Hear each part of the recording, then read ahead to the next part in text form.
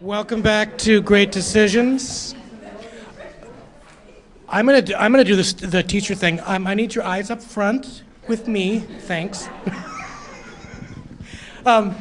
Welcome back. It is the third week of Great Decisions. Great to see all of you here once again. Just to let you know what is coming up, we had a change. I know some of you came really excited to hear a talk on Israel last week, and we had to flip U.S. trade policy in Israel. We're not flipping anything else. So everything is as it is. So next week we will have energy independence. We will have the week after that a discussion on food and climate for Valentine's Day, because why not? Islamic awakening on the 21st, Israel and the U.S. on the 28th, and then Ron Tamman will close out things with China's foreign policy on March 7th. So if you don't have, we have some of these, I believe, at the front. Otherwise, all of this is on our website at worldoregon.org. As always, I am very grateful to PSU for being a wonderful community partner year after year in this series. And thanks to Stephen Frankel for playing police with all the PSU students in here. A couple things coming up at the World Affairs Council on February 11th. We have Jeff Dyer, who is the former Beijing bureau chief for the Financial Times, talking on the contest of the century, which is China versus the U.S., on competitive advantage and economics between two superpowers and who's going to win. I actually believe that we can all win, but we'll see what he says. Coming up February 21st, actually at Lewis and Clark College, at the Fur Acres Main Stage Theater, we will have Joanna Sherman, who is a fantastic theater artist who has been doing work in the world's toughest conflict zones for 30 years, using the arts to leverage reconciliation and peace building.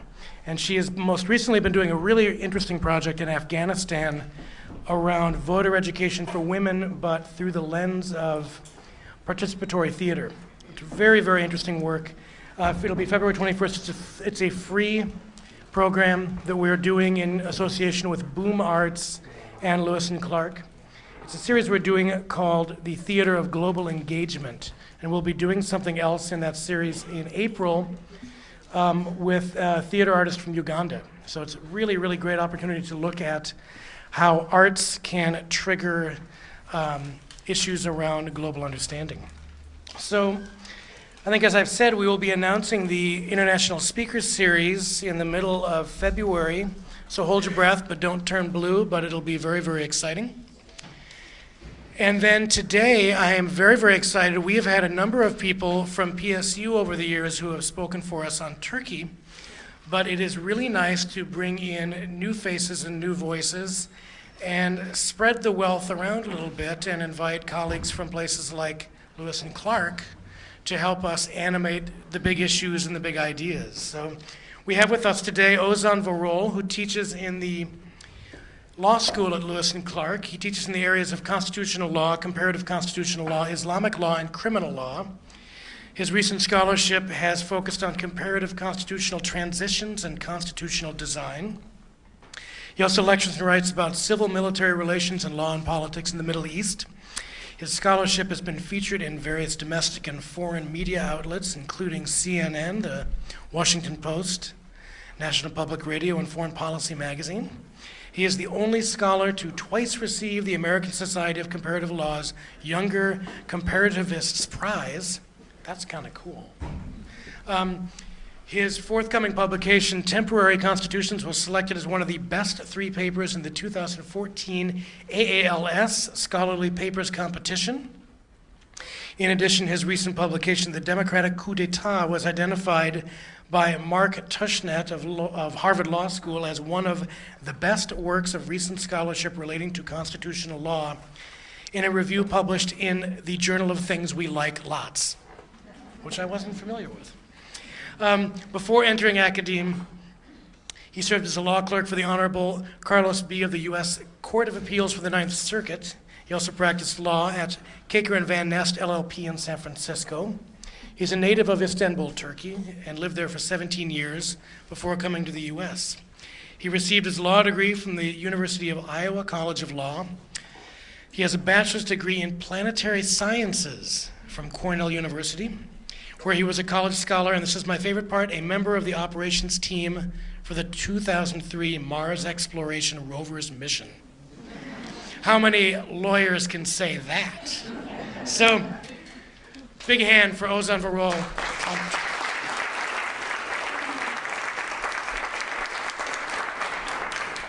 So thanks to Tim for that wonderful introduction, and to the World Affairs Council and Portland State University for inviting me to give this talk. And I don't blame you if you'd rather hear about the Mars mission than what I have to say today, but perhaps that's for another day.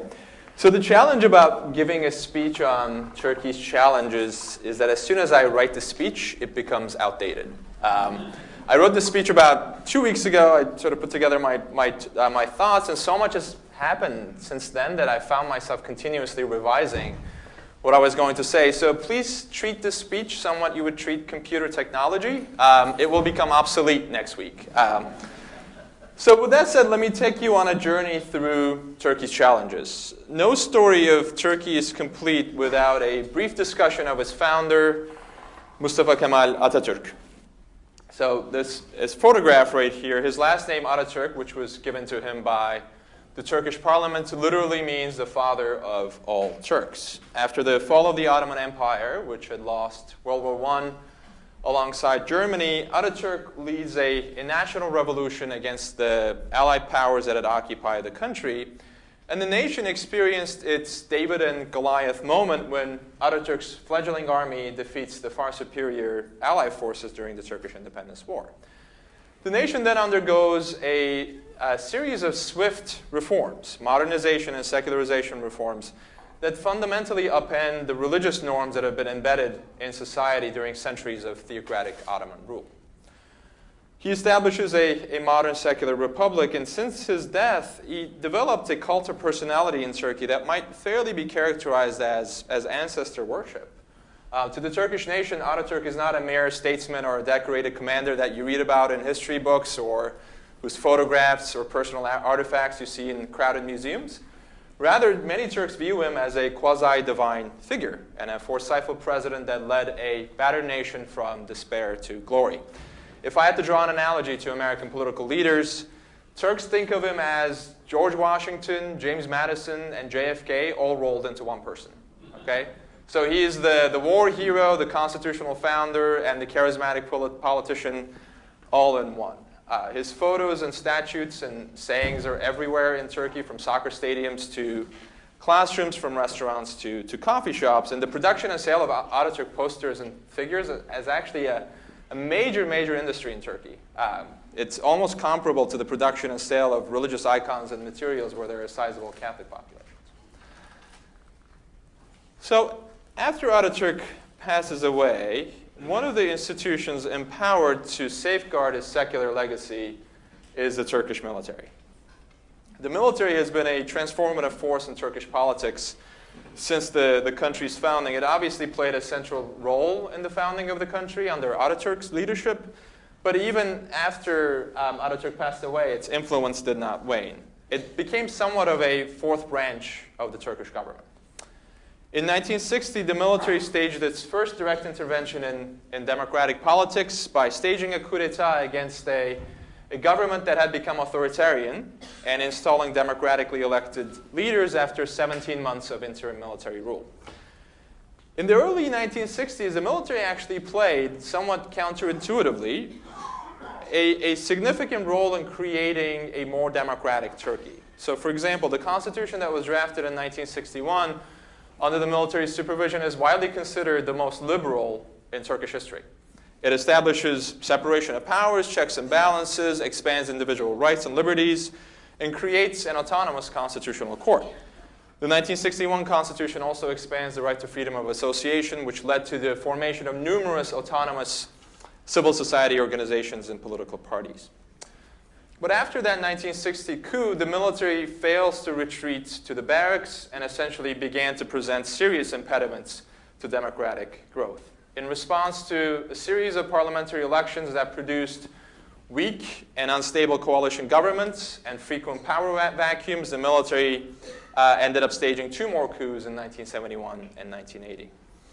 So to explain this strange coexistence of the military with civilian institutions in Turkey, former Turkish President Süleyman Demirel invoked the following joke or anecdote, which I'll now pass on to you. In an English zoo, there was an experiment to have wolves and lambs live together in one cage. Somebody asked the zoo director if the experiment was working. The director said, sure, it's working. It's just we have to replace the lambs from time to time. And the exact same thing is true for Turkey, right? So the lambs, the civilian governments have been replaced directly or indirectly on 4 occasions. And the military in Turkey exalts the principles of secularism and national unity above all things, which also meant restrictions on religious freedom, for example, the freedom to wear the Islamic headscarf in public universities, the banning of Islamic political parties, and curtailment of the rights of minorities, especially the rights of the Kurds that live in Turkey. But the pendulum began to swing in the other direction with the rise to power of the Justice and Development Party and the current Prime Minister of Turkey, Recep Tayyip Erdogan. So here's one of his campaign posters.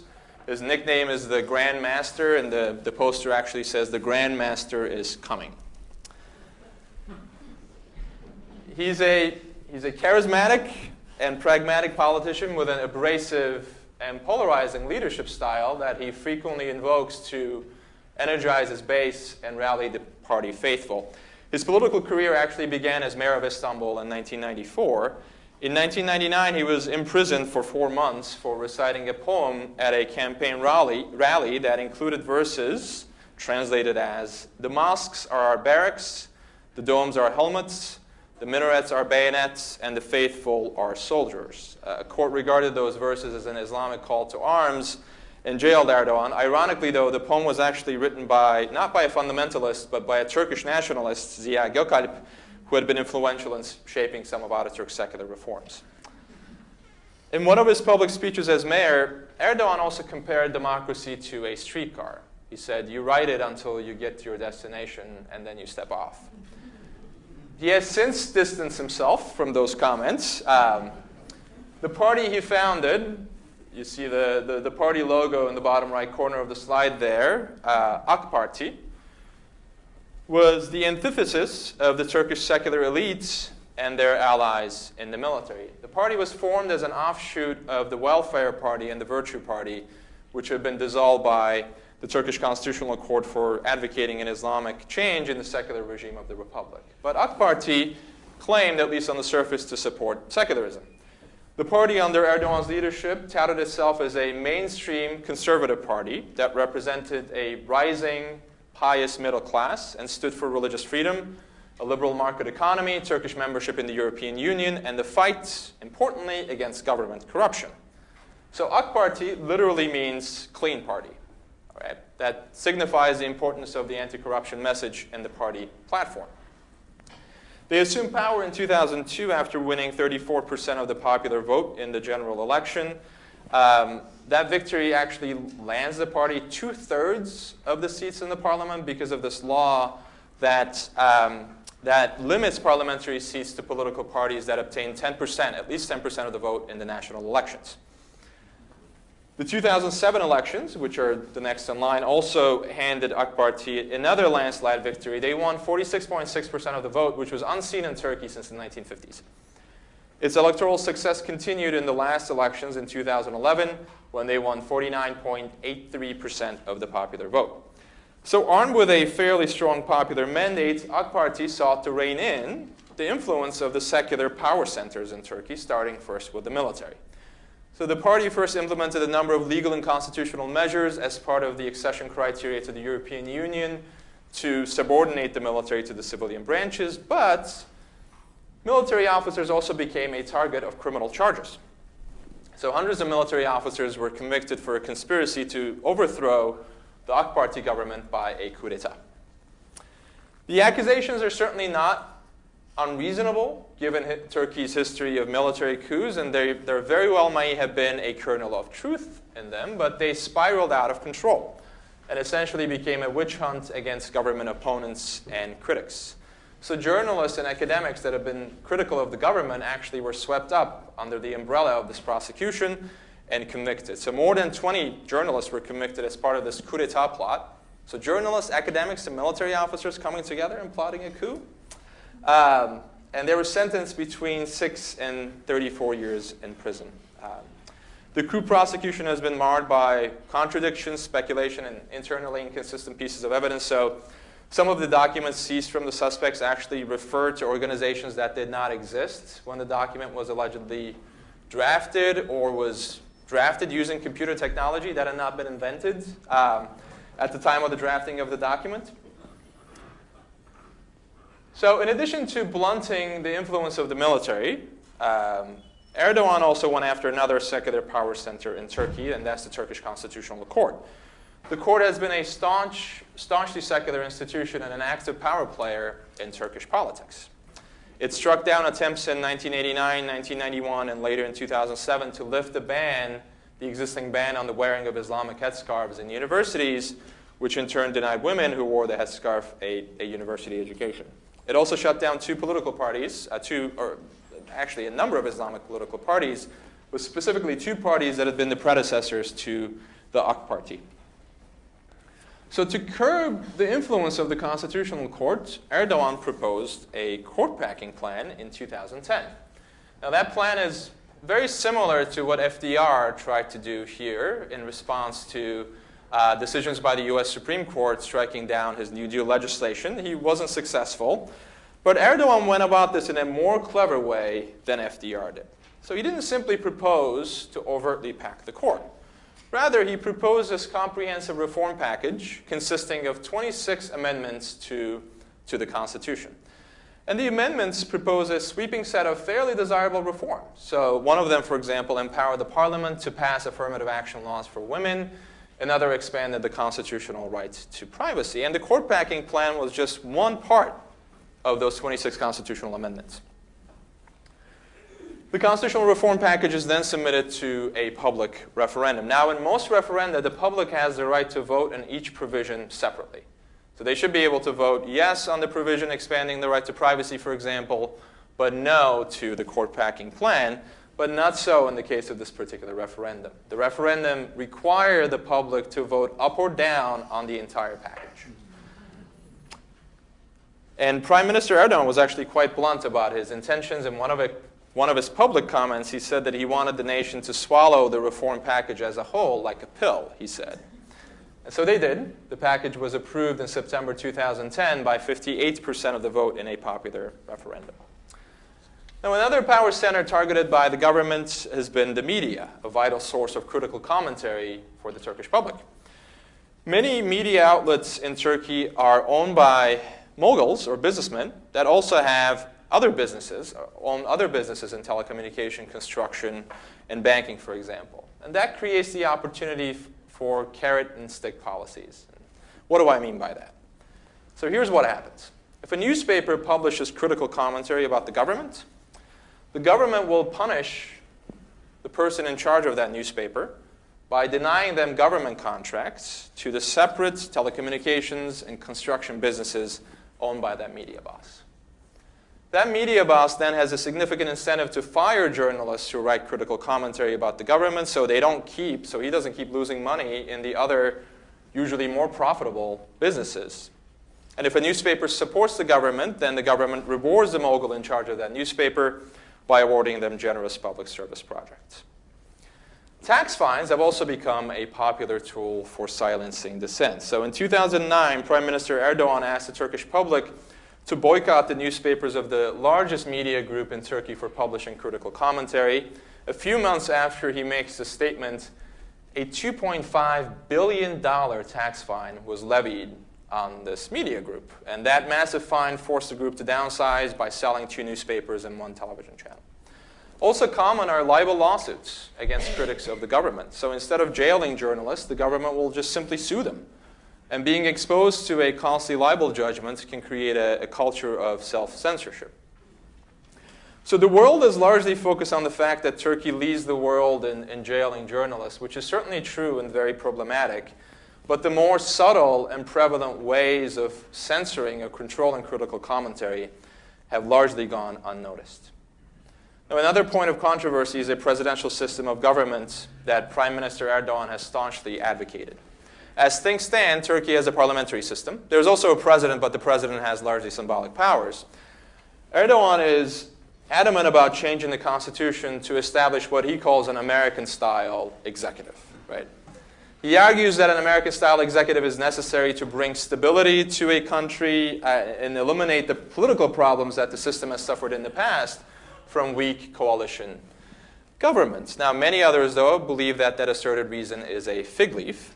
AK Party rules prohibit a member of their party from being elected to the parliament for more than 3 consecutive terms. And Prime Minister Erdogan is currently serving his 3rd term in office.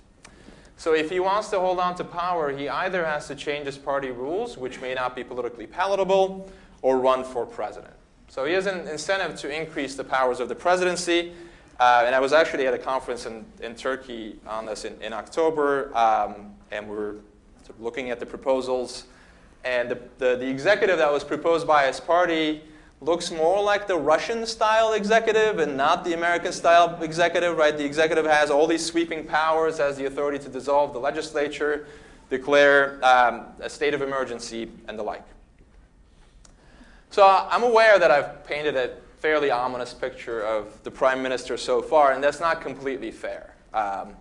Under his rule, Turkey enjoyed remarkable political stability for the first time in decades, and that political stability also ushered in a new era of economic growth.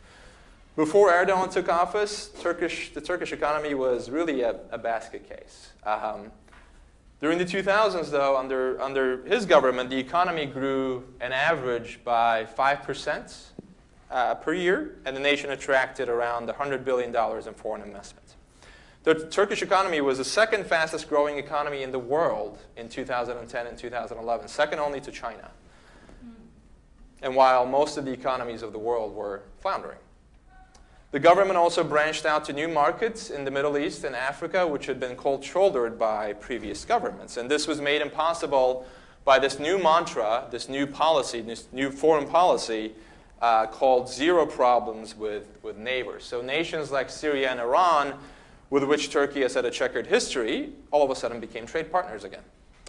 And Erdogan actually became so close with Syrian President Bashar Assad that they would call each other brother, and their families would vacation together. Now, all of that has changed, of course, and I'll get to that at the end of my talk.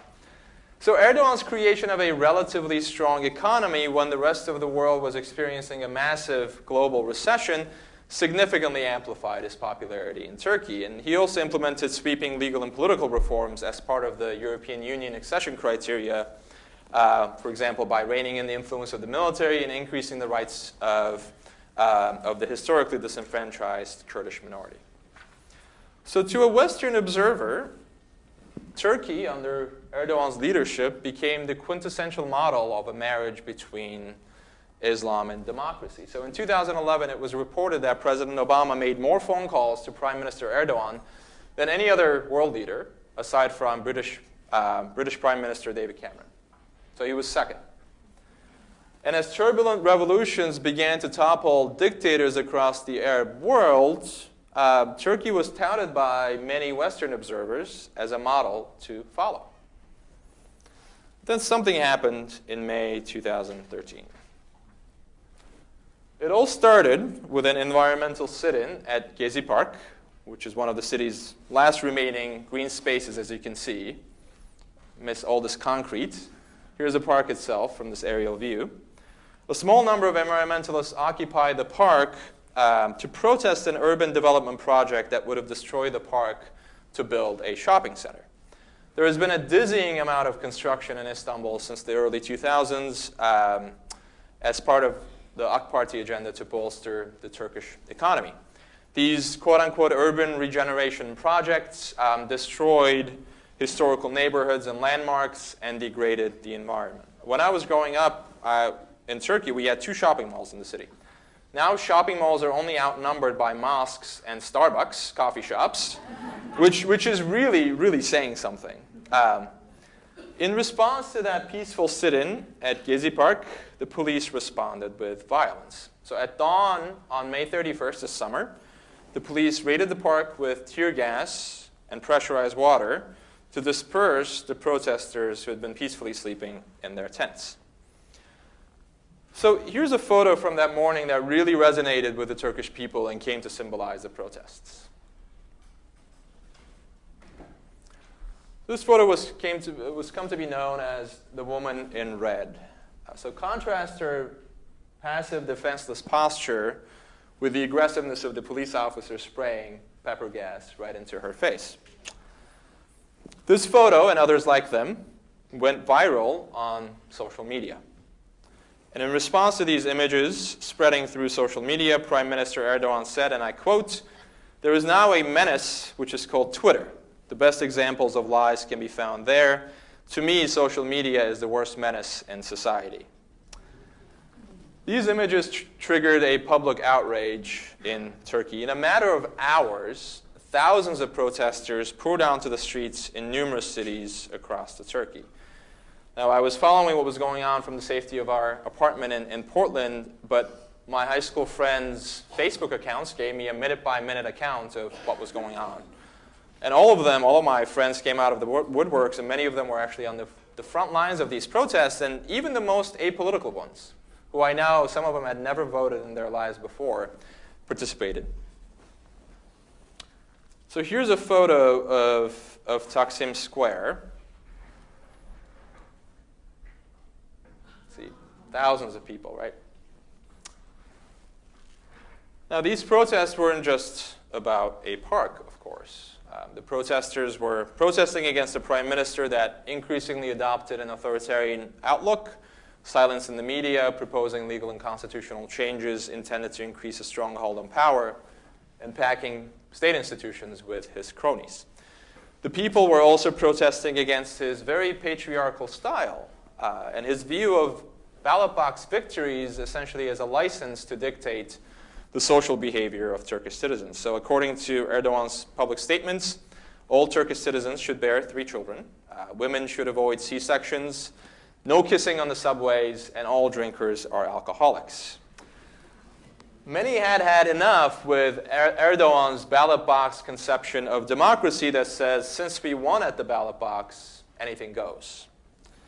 So these were long simmering grievances against the government, and the Gazi Park incident was just the proverbial straw that broke the camel's back. In 2 weeks, an estimated 3.5 million people had taken part in the protests. Here's a photo of the Bosphorus Bridge that connects Asia to Europe. You can see a sea of people crossing the bridge to Taksim to take part in the protests. And the protesters displayed remarkable solidarity, even though many came from different backgrounds, political and socioeconomic. So occupants of the ground floor houses in Taksim would leave lemons and vinegar on their windowsills so that protesters can use them to counteract the effects of tear gas. Many people also allowed unrestricted access to their Wi-Fi networks for the protesters' access to social media, which had become the lifeblood of the modern mass protests. So store owners offered free water and food, and local residents opened up their homes to the protesters as safe havens. Imams and doctors worked side by side to convert mosques into makeshift treatment clinics for the battered protesters.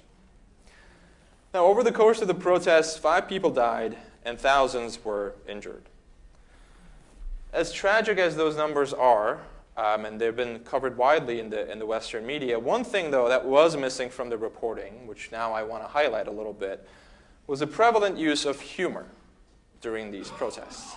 Now, the use of humor in a somber political protests sounds counterintuitive, and it is to some extent, but the Turkish protesters effectively used humor as a coping mechanism against repressive government practices. So humor served as a way of building solidarity among the members of the movement and piercing that culture of fear and self-censorship that existed in Turkey.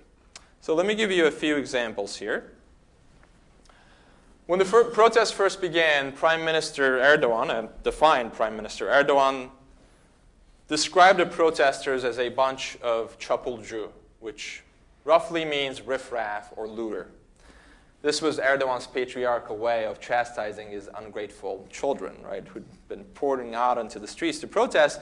But instead of taking it as an insult, the protesters embraced their newfound labels with pride. Overnight, this word morphed from being an insult to a compliment in Turkey. Hundreds of thousands of Turkish Facebook users changed their first or last names to çapulcu, and national and international celebrities self-describe themselves as çapulcu to express their support. The root of the Turkish noun, which is çapul, was then converted into a verb by adding the English suffix ing, creating a new word, çapuling, which now means standing up for your rights in Turkey. A music video titled "Every Day I Am Çapuling" was promptly created to the tune of the lyrics "Every Day I'm Shuffling" from LMFAO's party rock anthem. So let me play you a clip from that video, and then I'll go to the other examples here. Let's see if this works.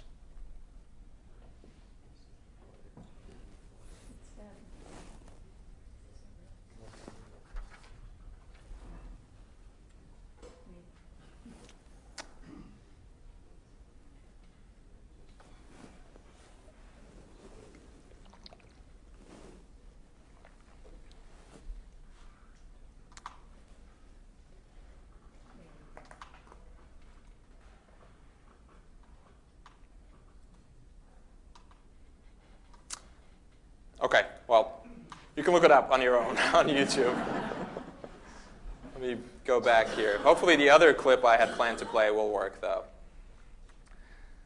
Okay, so the use of humor also made government repression more tolerable by essentially reducing it to a laughing matter. So Turks responded to abusive police practices like the pervasive use of tear and pepper gas by making light of their use. So, for example, they retaliated against the use of pepper gas by throwing red peppers at the police. When a rare lapse occurred in the use of tear gas, people would actually call the Turkish equivalent of 911 to express their concerns to the police and ask when and where the tear gassing would recommence so they can show up there to consume their daily dose. The pepper gas-friendly Prime Minister Erdogan was nicknamed Red Hot Chili Tayyip, which is his middle name. And you can see a protester holding a banner here, or the gas father.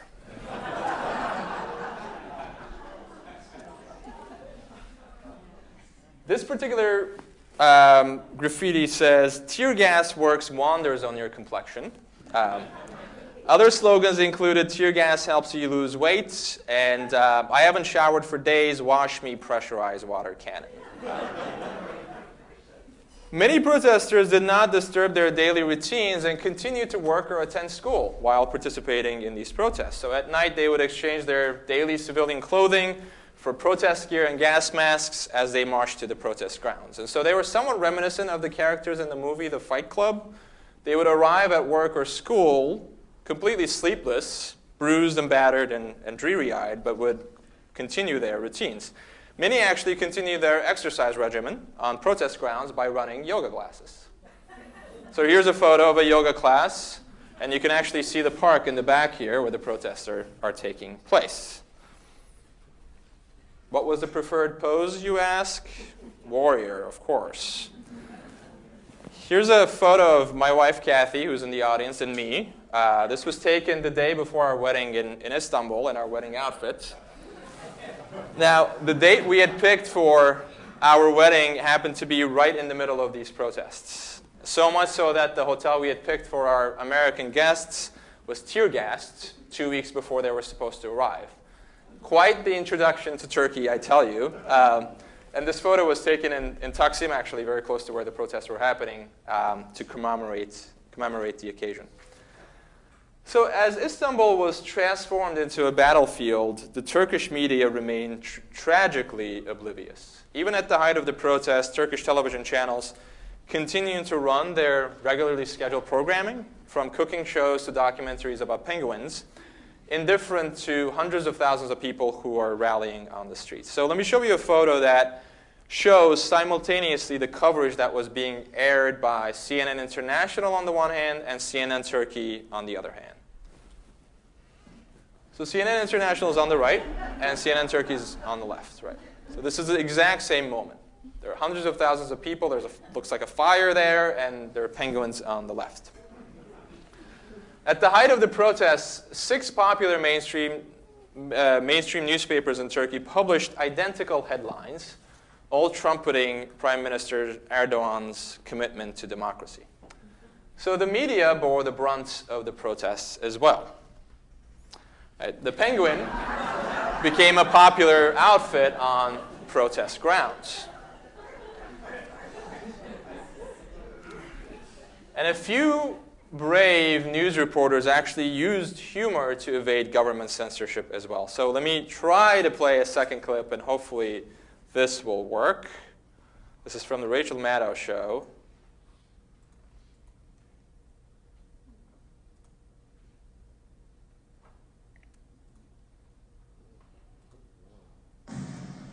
Best new thing in the world. You ready? So it turns out that the government, in Turkey, there is a TV game show that's called The Word Game. And it's kind of like Wheel of Fortune, or maybe closer to Password. Did you ever see Password? That was on for a zillion years, about a zillion years ago. I'm an old person. Anyway, in this Turkish version of Password, this show is called Word Game. The host gives the contestants a clue, and then based on the clue, they have to guess what the secret word is. On Monday night, the host of the Word Game in Turkey decided to use the game show to subvert the censorship in his country. He made the whole game show about the thing that nobody is allowed to talk about on TV. For example, one clue to the contestants was democracy breather. Democracy breather? I'm stumped, but the contestant was not stumped. Gaz maskesi? Gaz maskesi 1000 puan değerinde 7600 oluyor. Gas mask. Democracy breather, as the government's been tear gassing the protesters, right? How about this one? A person that concentrates all political power. That's the clue. Diktatör. Diktatör dediler 800 puan değerinde. The next clue was the social network site that has been described as a curse. Answer? Twitter 700 puan değerindedir. And the last 2 answers were thinly veiled references or messages to Prime Minister Erdogan. They were apologize and resign. He did not. By the way, the host of the show was asked not to return. So the Prime Minister remained defiant. He continued to accuse unnamed foreign conspirators for sowing discontent in Turkey, and that rhetoric certainly appealed to his base, but it exacerbated the tensions within Turkish society. And although the protests did not result in his resignation, they did affect a fundamental transformation in Turkish culture. They eroded the culture of self-censorship that used to exist in Turkey, that had developed over the past decade. And although the protests have abated, Turks now gather in these discussion forums all across the country to exchange ideas and communicate their vision for the future of their nation. And that societal transformation promises to outlive the protests. So I want to wrap up the talk by talking about foreign policy issues and then the latest issue of corruption. So as I mentioned before, Turkey had adopted this zero problems with neighbors policy under Erdogan's leadership. Now, after the Arab Spring, Turkey went from zero problems with neighbors to nothing but problems. Upheaval in Arab countries stymied Erdogan's regional ambitions and frayed the fragile political alliances that he had cemented with his neighbors. In addition, the Gazi Park protests, of course, cost him stature in the region as well, and his regional influence waned to some extent. During the Arab Spring, he was lashing out at Arab dictators for mistreating his people, and then all these images started pouring on social media that portrayed his government doing the very same thing. So let me give you a few examples from the countries in the region. I'll start with Syria, which is the primary ongoing conflict. When the revolution initially began there, Erdogan believed that his close relationship with Assad would allow him to force Assad to make concessions to the dissidents. But Assad refused to relent, despite promises to the contrary, and Erdogan felt betrayed, essentially, by his once brother. He condemned Assad and called for him to step down, and he began providing arms and supplies to the insurgents. Now, he assumed incorrectly in turn out that Assad would fall quickly. Turkey is now home to 500,000 Syrian refugees. There have been terrorist attacks inside Turkey that were blamed on the Assad government. So 53 people were killed in a terrorist attack in Reyhanlı, which is a city on the Syrian border. The Turkish government has also been accused by Western governments of providing access into Syria for rebel groups that are linked with al-Qaeda and arming them as well. Turkey's active stance on Syria has also frayed or strained this relationship with the governments in Iran and Iraq, which have been supportive of the Assad government. Now, relations with Egypt soured as well after the military intervention there in July 2013 against the Morsi presidency. Unlike many Western governments, the Turkish government was actually quick to vocally condemn the military intervention there. Why? Well, two reasons. First, the Erdogan government went all in on Morsi. They invested $2 billion in business deals and loans, and so he wasn't happy to see him go. Second, a conspicuous resemblance exists between the mass protests in Egypt against President Morsi and the Gazi Park protests against Prime Minister Erdogan. The mass protests were fueled by similar grievances against an authoritarian governance style. Now, the protests resulted in a coup in Egypt, and Erdogan was concerned about a similar coup happening in his own backyard. Finally, I'll also mention Israel. Israel and Turkey have traditionally enjoyed strong business and military connections. They exchange intelligence information and conducted military exercises together. But the relations blew up after Israel's invasion of Gaza. Erdogan went on a public tirade against Israeli Prime Minister Peres in Switzerland in 2009, which actually had the effect of shooting Erdogan's popularity through the roof in Turkey and on the Arab street as well. The relations with Israel reached a new low after a Turkish NGO sent supplies, humanitarian supplies, to Gaza as part of an international flotilla in May 2010. In an attempt to stop the flotilla and enforce the blockade on Gaza, the Israeli military ended up killing 8 Turkish citizens and 1 Turkish American. And following that incident, Turkey completely severed diplomatic relations with Israel. Although President Obama was able to broker an apology from Israeli President Netanyahu last year, diplomatic relations have not improved, although trade between the two states continues. Turkey and the European Union. So Turkey officially became a candidate country for the EU in 1999, but of the 35 chapters or policy areas that Turkey must address before EU membership can be completed, only one, science and research, has been provisionally completed. So why the stalemate? There are, I think, 3 primary reasons. First is the issue of Cyprus. So Turkey has refused to recognize the Republic of Cyprus, which is a member of the European Union, and Cyprus, as a retaliation, blocked several chapters in the negotiations of Turkey's accession to the EU. Second, representation in the European Parliament, which is a legislative body of the European Union, is based on population. If Turkey joined the EU right now, it would be the second most populous country in the EU after Germany, and the Turkish population is actually forecast to exceed the German population in the next few years. That would land Turkey a majority of the seats in the European Parliament, which is not palatable to many European countries. Third, there is also a cultural problem. Many Europeans do not view Turks as part of their shared European culture and history, which makes support for Turkish membership in the EU politically unpalatable to many EU leaders. Now, public opinion in Turkey has turned against EU membership as well. Many Turks feel a sense of rejection by the European Union, and they believe, rightly or wrongly, that the European is rejecting Turkey for cultural and religious differences. Now, the collapse of the euro did not help either, right? As the Turkish economy was blooming and surviving this global recession, many European countries were not, which left Turks wondering, well, why would we want to be a part of this mess? Finally, corruption. So Erdogan's AK Party, or like I said, clean party, began to look less clean just a few months ago in December when a widespread corruption inquiry rocked the government. To be sure, corruption has always been a part of Turkish politics, but these allegations are unprecedented in their scale and the number of cabinet-level officials they reach.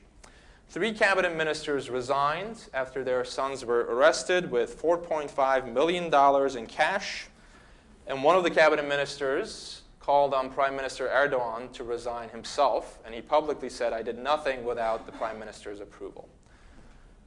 It was also leaked to the press that Erdogan's son Bilal was under investigation for corruption, and there was actually a summons that had been drafted for his arrest.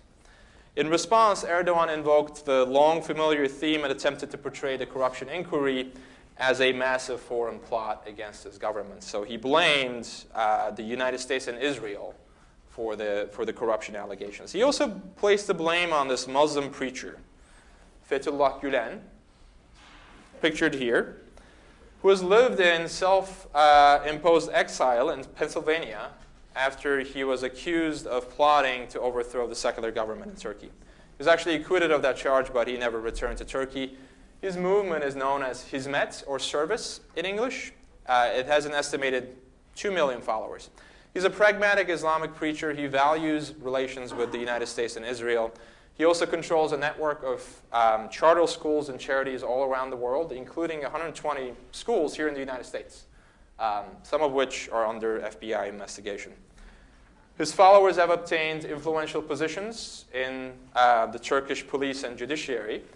And so Gülen and Erdogan were actually initially partners in dismantling Turkey's military establishment.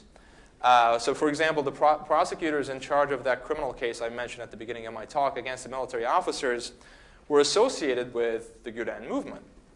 But rifts began to form between Erdogan and Gülen after Erdogan's harsh crackdown on the Gazi Park protests last summer.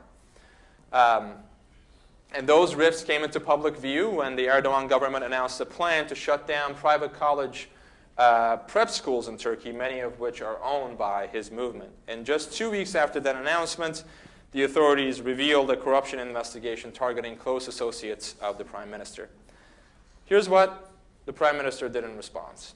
He fired 2,000 police officers deemed loyal to Gülen and reshuffled over 100 prosecutors and judges who had been in charge of the corruption inquiry. And here's the irony and the hypocrisy. Many of these prosecutors also led the criminal prosecution against the military officers. So in other words, they were performing their jobs wonderfully when they were prosecuting the military establishment, but not so much when the target became the incumbent party. And while the Prime Minister is blaming the inquiry on a foreign agenda spearheaded by the United States, the Turkish secular elites actually also blames the United States, at least partially, for Erdogan's rise to power. This is common in Egypt as well. Both sides agree on one thing, which is to blame the United States. The secularists in Turkey believe that the United States has been supporting Erdogan and his party to pave the way for the establishment of a moderate and democratic Islamic republic in Turkey. And here's the theory. Historically, Turkey's strictly secular regime was too secular and non-religious to be a persuasive model for governance for Islamic countries of the Middle East. If, however, Turkey's secular regime were replaced with a moderate and democratic Islamic republic, the United States might more effectively use Turkey to exert a positive influence on Middle Eastern countries that espouse Islamic law. So that's the secularist theory, and they blame everything on the United States as well. So what does all this portend for the future? Now, there are 2 important elections coming up. In March, there are going to be municipal elections, and in August, presidential elections, and Prime Minister Erdogan is widely expected to run for president, which might allow him to extend his term in government for another 10 years. Polls show that the support for his government dropped. It's still high, though. It's about 42%. Any predictions about election outcomes would be outrageously reckless, and I will refrain from making them. Whether Erdogan is able to ride out the current crisis or fall victim to his own ambition and hubris remains to be seen.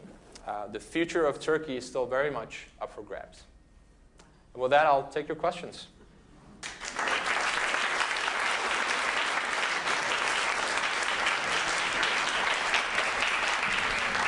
So if you have any questions, why don't you just come and line up down here and ask a quick question. Don't preach. Don't issue manifestos.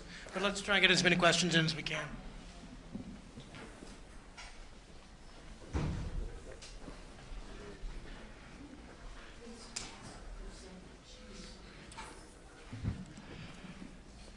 If you say that his party still has 42% popularity, then there must have been a large segment of the population that did not get involved in these protests and think them wrong. Comment on that, please? Yeah, certainly. So about 3.5 million people participated in the protests, but Turkey has a population of 75, 80 million. So it certainly wasn't everyone that participated. And Erdogan actually definitely used the protests to energize his base. He said, these kids are out protesting, and they're just upset that they didn't win at the ballot box, right? And if they want to win, then they have to compete for elections and do so fairly, and not through the mechanism of the mass protest. So as I mentioned too, he has a polarizing leadership style. So he would accuse the protesters and insult them, but that kind of rhetoric actually appeals to his base. I mean, he knows what he's doing, and he's very clever about it. So he's abrasive, but his language, his rhetoric against the protesters actually serves to rally the party faithful. So that's why his popularity is still high at 42%. According to polls, we'll see what the elections actually show. Can they just disregard the corruption? So far, yeah, so far. We'll see how the corruption inquiry. So one of the things that Erdogan is trying to do is to sort of nip this in the bud before it gets too close to him. But we'll see where the allegations actually take us, and we'll see what effect the firing of the judges and prosecutors have. But so far, it doesn't seem to have made, at least according to opinion polls, a huge dent on his popularity. If you wouldn't mind addressing two components going on in Turkey today. Recently, the Turkish lira is going through a major reevaluation and reflecting in the emerging markets being impacted. There are predictions that the Turkish economy will see a significant slowdown that may affect Erdogan's popularity. And the second, the relationship between the government and the Kurds, which are 20% of the country, and the PKK, and what's happening with the peace process, supposedly.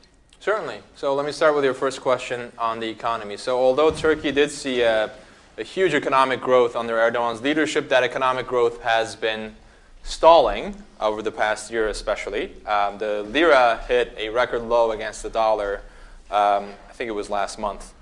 And there are a couple of things at play, of course, and one of them is these corruption allegations. That has amplified investor unease. The central bank in Turkey now is trying to bolster investor confidence or bolster appeal of Turkey as a potential market for investment by raising the interest rates. So that's where things stand, and we'll see where it goes. But the future of the Turkish economy is definitely looking more bleak than it once used to.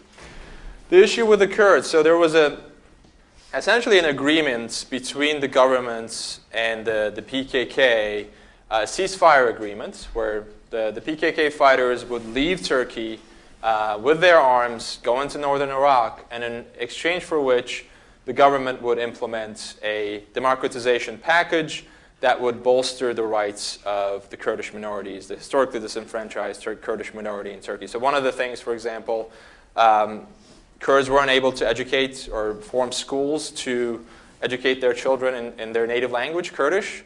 And so that's one of the things that became possible, but it's limited to private schools, not public schools. And so there have been some reforms that have been proposed by the government, but whether or not they go far enough to actually appease the PKK also remains to be seen.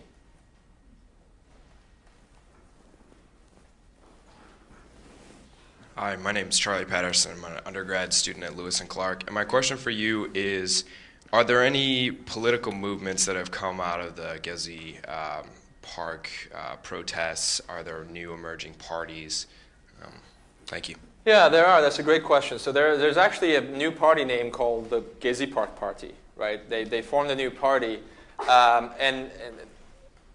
And the main opposition party in Turkey, the Cumhuriyet Halk Party, is the Republican People's Party. A lot of people are dissatisfied with it. So that's the secular liberal opposition to the current government, but all they do is oppose. They rarely actually set forth any sort of positive, affirmative measures. And so these new and emerging parties have formed, but they have significant legal roadblocks in their way to obtain representation. So one of the things I mentioned is this 10% electoral threshold.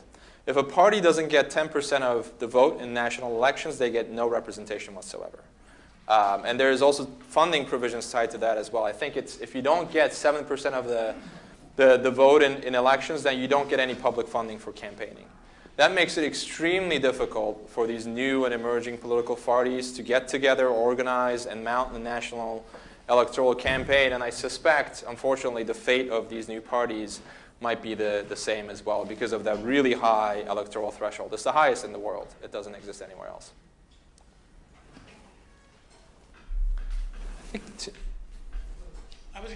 Woman in the front here had a question about, do you know the rough percentage of the breakdown between Muslim, non-Muslim, Christian, sort of secular and Islamic populations? Yeah, so according to official government records, 99% of the Turkish population is Muslim. But there is, of course, a big divide between the existing Muslims as well in terms of their practices. That actually leads in nicely. There is, my understanding was that the military was so different than the Muslim population that the military tend to be more pro-West, and so that conflict is obviously developed from the past, but is currently still the same. So I'm kind of curious about your take on that. Yeah, so as I just said, the Muslim population, though there is 99%, the country is 99% Muslim, their practices vary significantly. So when I refer to the secular opposition party, for example, their followers are Muslims as well, but they're more secular Muslims. The conflict between the military and the more traditional, pious, conservative Muslims existed all throughout Turkish history, essentially. So the Constitutional Court, for example, which was formed by the military itself, struck down attempts to permit the wearing of Islamic headscarves on public university campuses. The court shut down a number of Islamic political parties for advocating a change in the secular regime of the country. Now that has changed because the power of the military has been curbed significantly. One of the secular opposition party members, when I was in Turkey in October, referred to the military now as a paper tiger. Because of the legal and constitutional changes, the military is now subordinate to the civilian government, and their officers have also been purged essentially through the criminal case I mentioned. Hundreds of military officers were convicted, and so the power of the military in Turkey has decreased significantly. So I don't think Turkey, the military can exert the type of influence it once used to be able to exert in Turkish politics. Before you ask your question, ma'am, you had a question. Well, just make a comment. You come from a wonderful heritage. We were just there in Western Turkey 3 months ago, and everybody was welcoming from Istanbul to Cappadocia and in between. Now, we were in tourist areas, and we didn't see any military presence in particular. And I suspect a lot of what you said, the suppression is to try to maintain the flavor around the world. This is a safe place to visit, and tourism is a huge industry. But I was just saying it's one of the easiest places for us to visit, and everywhere we went, people were welcoming and tried to make us have a good time. Well, that's very good to hear. There's been a serious uptick in American tourists that have been visiting Turkey, and so hopefully this talk piqued your interest in Turkey, and maybe you'll plan a trip there as well. Are the elections considered fair, or are they corrupt? Yeah, that's a great question. So they're fair in the sense that, so far at least, there has been no evidence of overt fraud, so vote count manipulation and the like. Yeah. Now, whether or not you can have free and fair elections in a country where the media is continuously censored, where the critical commentary is continuously censored is a different question. But if you're referring to overt fraud, there has been no evidence of that, no. Is there intimidation against voting? Not that I'm aware of. The intimidation has always, so far at least, been more subtle. Right? So critical commentary will be silenced through the mechanisms I mentioned before, like tax fines and libel lawsuits. But overt, voter intimidation, if you don't vote for me, then I'm going to jail your family, that sort of thing. At least not so far. Having lived in both sides of Oregon, the east side as well as the west side, there is quite a difference in our political thinking in Oregon, and I'm sure there must be in Turkey. And of course, Portland is the all-powerful, just like Istanbul is the all-powerful. Could you speak to us about those relationships? Sure. So it used to be that, and I'm talking about the 60s, 70s, and 80s, and the 90s as well, there used to be this sort of red state, blue state divide in Turkey, where some of the cities were sort of reliably would vote for one particular party, would vote for one of the secular parties, and usually in the rural areas, what we would call Anatolia, in the middle of the country, they were more conservative and would vote for the more religious or the more Islamist parties. Now, the current prime minister, part of his popularity is that he's been able to cut through that divide. So Istanbul has been voting for him reliably in the past 3 elections because businesses favor his free market economic policies, and so he's been able to win a lot of votes in that regard as well. Then, so he's got his religious conservative base, which is always faithful, and then he's also appealed to businessmen in rural areas as well by really propping up the country's construction and textile industries, and so he's won a lot of backing from those business people in rural areas as well. I think that about does it. Let's give a